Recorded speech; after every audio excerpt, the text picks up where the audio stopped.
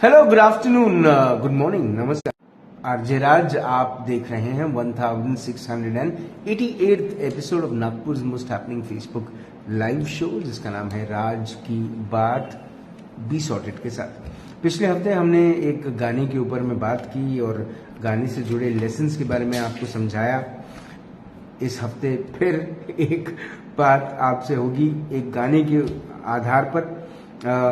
गाना जो है वो वहीदा रहमान पे फिल्माया गया है। देवानंद इस फिल्म का हिस्सा थे।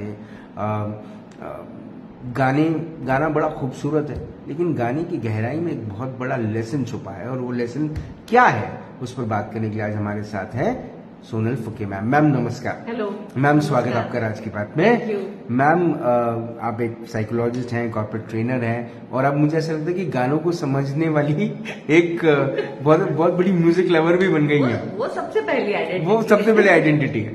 तो मैम, ये जो पूरी की पूरी बात है गानों को लेसन से जोड़ना, लाइफ लेसन से जोड़ना, मैम इसको कैसे देखती हैं आप? थोड़ा सा पिछले एपिसोड का अनुभव बताइए। पिछला एपिसोड तो मुझे भी बहुत अच्छा लगा। वो गाना भी बहुत सोलफुल है और बहुत मीनिंग। मैं जिंदगी का साथ निभाता चला गया जी। बहुत एक्शन है उसमें, प्रेजेंट टेंस में एक्शन है जी। तो बहुत मजा आया, मुझे भी बहुत मजा आया, और मुझे बहुत कमेंट्स मिले, बहुत लाइक्स मिले, बहुत लोगों ने एंजॉय किया।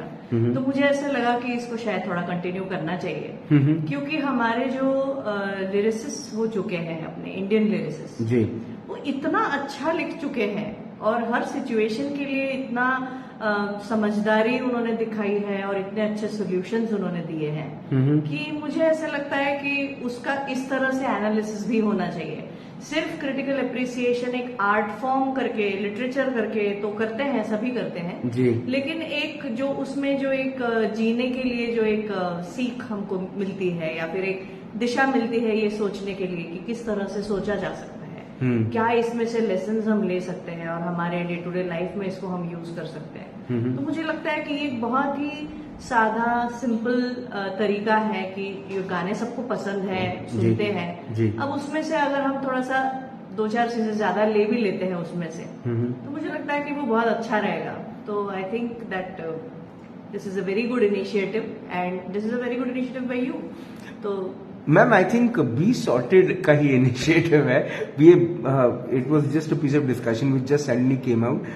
मैं तो एक फिल्म के ऊपर में शो करना चाहता था, आपने बोला चलो गानों से शुरू करते हैं। सो दिस वीक कौन से गाने पे हम बात करेंगे और वो गाना हमको क्या सिखाता है? मैं सोच रही थी कि अभी नेक्स्ट कौन सा लेना चाहिए गाना।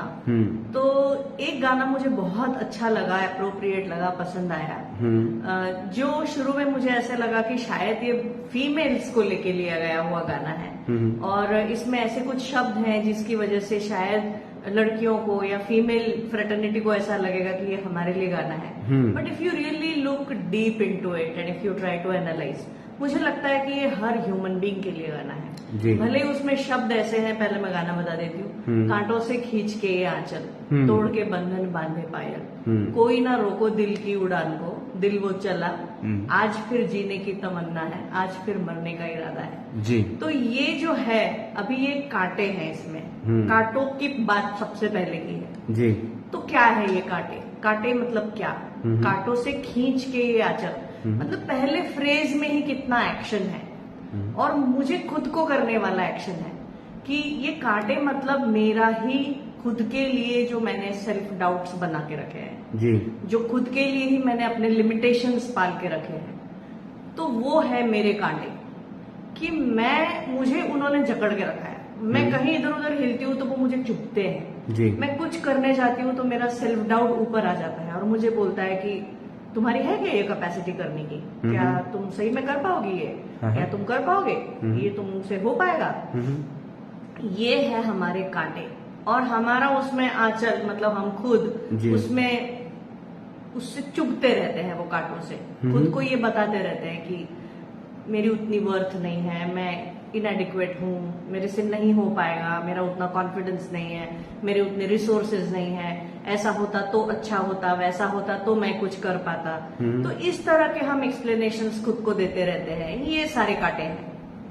तो कांटों से खींच के ये आंचल और तोड़ के बंधन बांधे पायल, मतलब ये कितना, इसमें भी कितना बड़ा एक्शन है अब ये बंधन कौन से हैं? वही जो हमारा फर्स्ट जो था कि इसमें लोग क्या कहेंगे या फिर कोई क्या कहेगा, किसी को क्या लगेगा, ये सही है या नहीं है, ये जो डाउट्स हैं, ये जो चीजें हैं, तो ये बंधन है।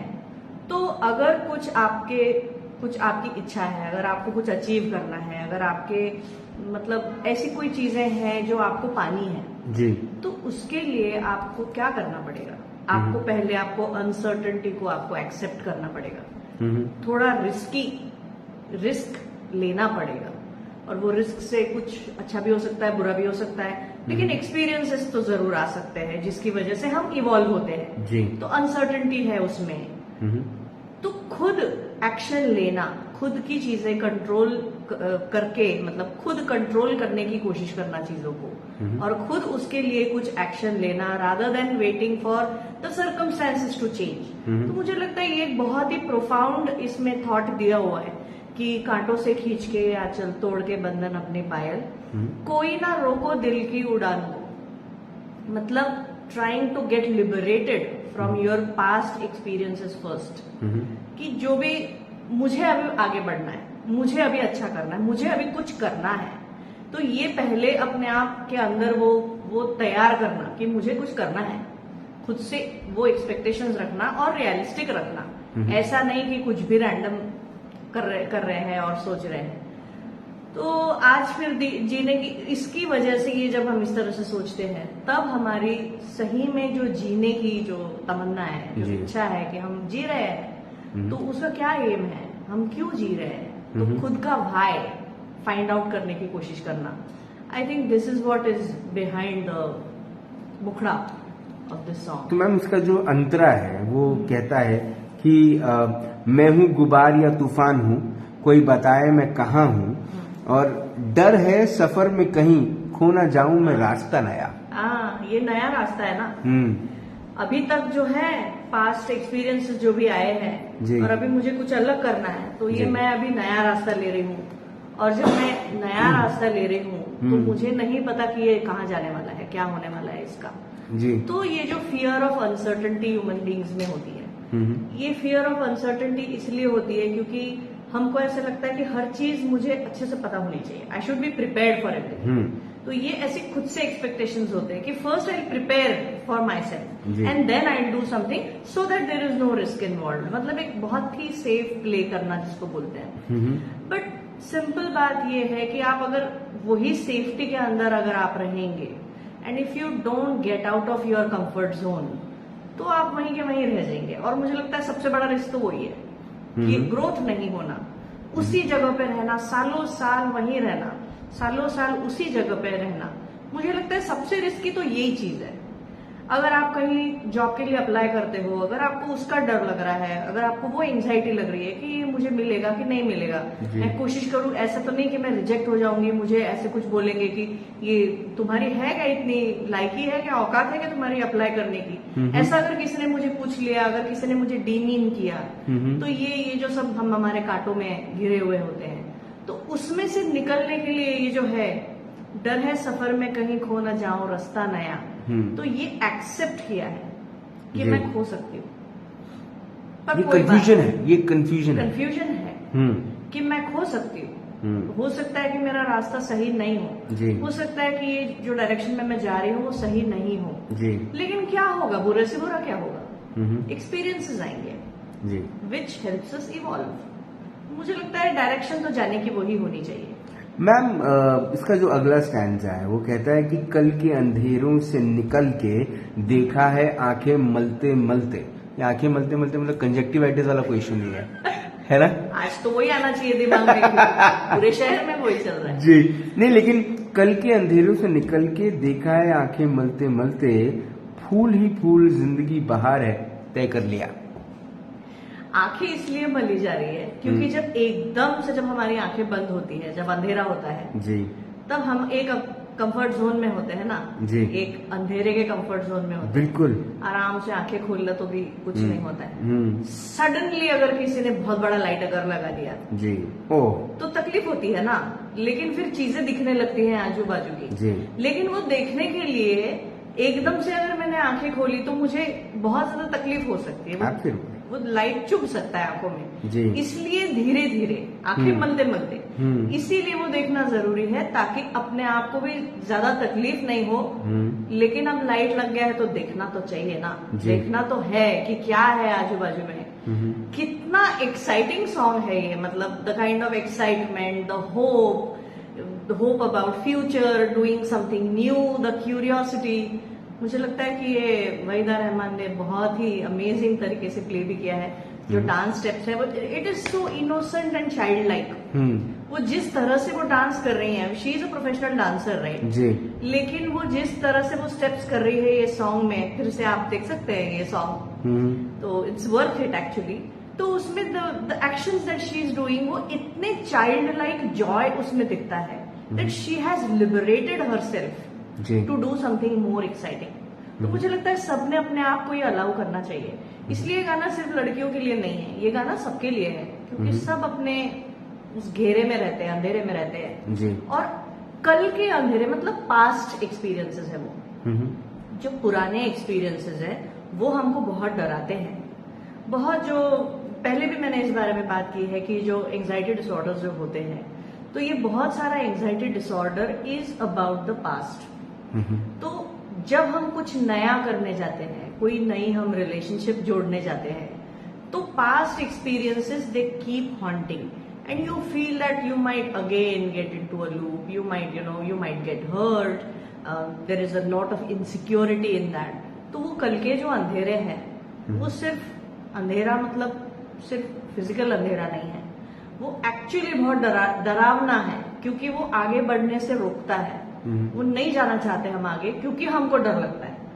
पर वंस यू डिसाइड कि कल के अंधेरों से निकल के देखा है आंखें मलते मलते, अब फूल ही फूल जिंदगी, आंखें खोली तो क्या देखा, होप दिखी जी, पॉसिबिलिटी दिखी, अपॉर्चुनिटी दिखी, एक पॉजिटिव चीजें दिखी।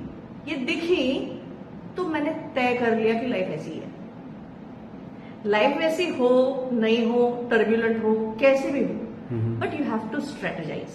यू हैव टू स्ट्रेटेजाइज कि मुझे क्या पकड़ के आगे चलना है, कि मुझे डिफिकल्टीज ही पकड़ के आगे चलनी है। इसमें ये एक थॉट भी हो सकता है कि देखा जाएगा, जो प्रॉब्लम्स आएंगे देख लेंगे, कर लेंगे, but today I have to be actionable.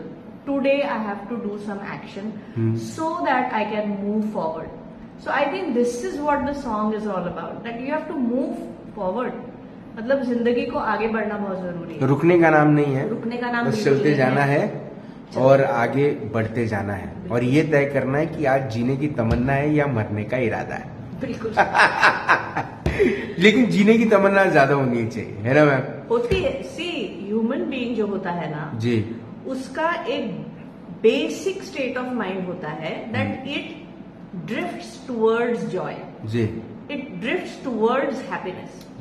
ये बेसिक ह्यूमन टेंडेंसी है, आप उसको रोक नहीं सकते। That is why it is not that difficult to feel that hopeful, because a human being will definitely try to move forward and find joy in anything and everything they do। तो ये हमारा जो natural tendency है Joy के तरफ जाने का, उसके लिए हमको जॉय हमको लाना भी तो पड़ता है ना। हम ऐसे बैठे बैठे अगर कुछ नहीं करेंगे तो हमारे तरफ नहीं आएगा हैप्पीनेस। मैम, मुझे ऐसा लगता है कि ये जो सीरीज है सॉन्ग्स विद लेसन्स की, ये और आगे बढ़नी चाहिए। अगले हफ्ते कोई एक और गाना अगर मिलता है आपको और हम उस पर करते हैं शो, तो ये अपने आप में और आसानी से हम गानों को समझने की कोशिश करेंगे, है ना। बस आज सबसे रिक्वेस्ट ये रहेगी कि हनी सिंह के गानों को समझने की कोशिश न करें, क्योंकि शायद वो आपको इश्पोए सिखाए जिसका कोई मतलब नहीं है। लेकिन मैम, ये गाना डेफिनेटली मुझे लगता है कि आज लोग इसको देखेंगे वापस से, इस गाने का वीडियो जरूर देखेंगे और अपने आप को रिलेट करने की कोशिश करेंगे और कुछ सीखने की कोशिश करेंगे। आपने अपना वक्त दिया, आपने हमसे बात करी, आपने हमें कैसे जीने की तमन्ना जगानी है वो हमें समझाया, उसके लिए बहुत बहुत धन्यवाद। Thank you so much.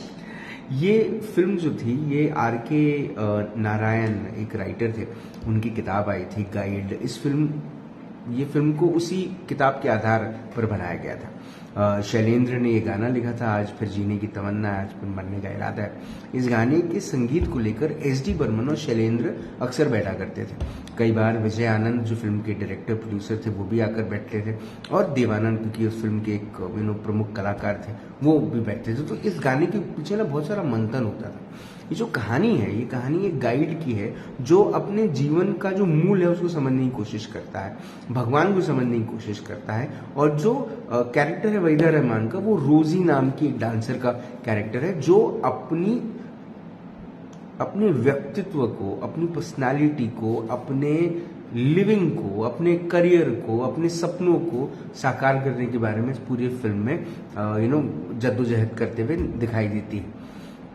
ये पूरी की पूरी अगर आप देखेंगे, ये फिल्म अपने आप में एक लेसन से कम नहीं है। ये फिल्म को आप देखें, हर फिल्म का हिस्सा आपको एक नई चीज सिखाएगा। हर 15 मिनट 20 मिनट के अंदर में आप एक नई चीज सीखेंगे इस फिल्म से। फिल्म का नाम है गाइड, मुख्य कलाकार देवानंद और वहीदा रहमान। लेकिन आज ये जो गाना है जो आपको ये कहने की कोशिश कर रहा है कि आपके चॉइसेस जो है ना वही आपको बनाते हैं जो आप बनते हैं। It's all your choices. आज फिर जीने की तमन्ना है या फिर आज मरने का इरादा है, ये दोनों में से ना एक चूज करना पड़ेगा आपको। और जो भी आप चूज करेंगे इस सोच के साथ कीजिएगा कि अभी सन्नाटा है, आगे शोर आएगा, अरे दुनिया का वक्त आया था, मेरा दौर आएगा। ये सोच आपको वहां तक ले जाएगी जहां तक आप पहुंचना चाहते हैं। परिवार को ये शो जरूर दिखाइएगा। जिंदा रहिएगा। जय हिंद।